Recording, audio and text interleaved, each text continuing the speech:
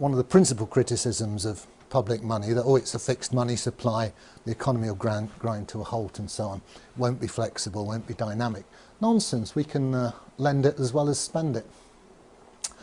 So in that case, we add on these two new money flows. The state lends it to, well, we don't want to lend it to any Tom, Dick or Harry perhaps. We want credit-worthy, what we might call principal borrowers. Typically a bank. And the banks could perhaps participate in reverse auction. The state could say, well, here's 100 billion new money, we're going to lend it to the best bids. Okay, you guys submit your IOUs and we'll choose the best one. So it's a nice free market way of doing it. It has a side effect that wholesale interest rates are set by the market and so on. So don't get fazed by people saying that our money supply is fixed and inflexible.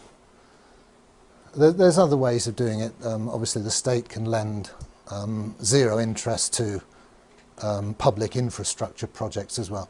I'm just highlighting this because it's something I've been discussing with Bill Still, who's on the libertarian ticket, and he wants some free market answers to meet his critics.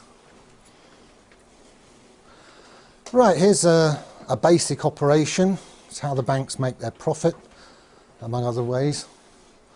It's the main way they do it. So banks have this neat way of adding numbers to your loan.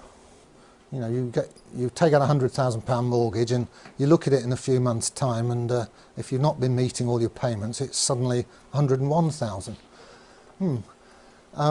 Conversely, all the people who are making deposits with the bank, they get some interest added to their accounts. Not much these days, and the difference between what's added to loans, what adds to the bank's assets, and what's added to the customers' deposits, which increases the bank's liabilities, that's called the spread and gives the bank a lot of its gross profit. It also, of course, charges fees and all sorts of other little niggly ways of getting money out of you. But basically the interest rate spread is their business model. The bank, as we've seen, have operating costs, same as everybody else, leaving a net profit. And this net profit is then distributed, some of it to the shareholders, some is retained, and banks, as they go on year after year retaining profits, that increases that shareholders' capital account on the balance sheet. The bank gets more valuable to its shareholders. So here's a schematic of what happens to a balance sheet when the customer pays interest to the bank. Here's the balance sheet before assets. Remember that's all the loans and so on. Liabilities, all the customer's deposits. Here's a customer with some money in the bank. Unfortunately, the bank now is demanding that money from him as interest, and he pays it. What happens to the balance sheet? Well, the assets stay the same, all the loans. That money didn't get added to his loan, it was actually paid by him. Where does it go? Well, schematically, it ends up in the shareholders' capital account here, which grows by that amount. Other liabilities stay the same. Obviously, it goes through, in formal real-world accounting, it will go through the profit and loss account. But profit and loss accounts are regularly reconciled into the balance sheet. So we can say schematically that this charge on the customer, the interest, is ending up, to a first approximation, as shareholders' capital. And remember, if you wind the bank up, this is perfectly spendable money. Yeah.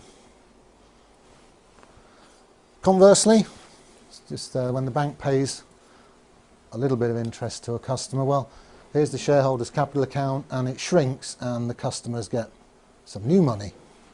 That's a liability to the bank.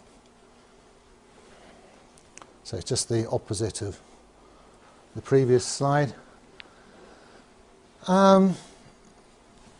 There's the gross interest charged on loan. There's the interest paid back to depositor. The difference is the gross profit, which it's sort of a bit skew that it accumulates on the liability side of the bank's balance sheet, but all that means is that the shareholders have dibs on it, should the bank be wound up.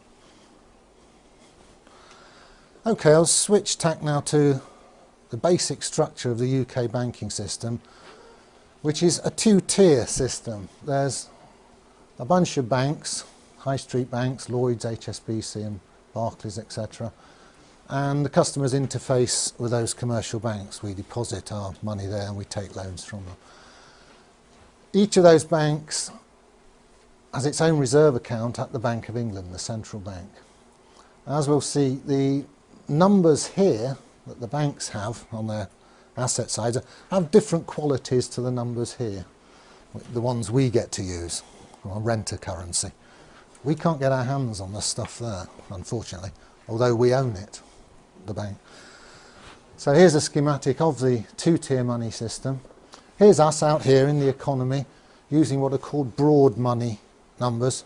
Those ones that have been lent into existence, they're just called broad money. There's a lot more of them than what's called the base money, which circulates between the banks. Goes from one reserve account to another within the computers at the Bank of England. So, interesting points. The causality goes that way. We do all our business, run our economy, and then at the end of each day, behind the scenes, the banks do interbank settlement using these base money numbers. And very interestingly, there's no crossover between, there's no direct crossover between the circulation of these base money numbers between the banks themselves and the circulation of the broad money numbers which you and I get to use. That curtain puts a barrier between them. There are ways, there are conduits between the two. Technically you can buy and sell gilts here, and you can buy and sell gilts here, and the banks can order physical cash here and we can get hold of physical cash. But as regards the electronic money that's more or less all of our medium of exchange, these two circulations are disjoint, they don't cross over. Mike Black is going to explain this more fully this afternoon, or later this morning, later anyway. So here's the overall picture. There's the money numbers that we use. They come in and out of circulation as loans are taken out and repaid. Ambiguity, are they money or credit? Well, you can always have a good argument about that. To all intents and purposes, they're money. And they circulate with great complexity as we do our business. And then basically at the end of each business day, the huge number of money transfers of this sort of broad money is settled by net transfers of this sort of base money. As I said, there's far fewer of these base money numbers. They're internal to the banking system, and crucially they're issued debt-free by the Bank of England. It's been doing quite a lot of that lately with quantitative easing. The more money numbers you have in this part of the system, the more easily the banks can settle their differences at the end of each day, because they don't always actually transfer the numbers to each other. Sometimes they have to lend them to each other, and of course then you've got to trust that the bank you're lending to is going to pay you back, and if they look a bit shaky, you're a bit more reluctant to lend to them. So it's quite complicated what goes on here, the inner workings of the system. I like to think of it like this. Because of the disconnect between the two circulations, we're almost moving to a system where we the people, the users, get to use these funny money numbers, and the guys running the system are settling up between themselves at the end of each business day using these other numbers. And there's getting to be such a disconnect between them, they might as well be using Smarties to settle up, because their game is to make a very good living by making the rest of us use their funny money numbers. And we gradually, since the Second World War, we've moved incrementally into this, what's now a scam. I think I'll leave it there then and take questions.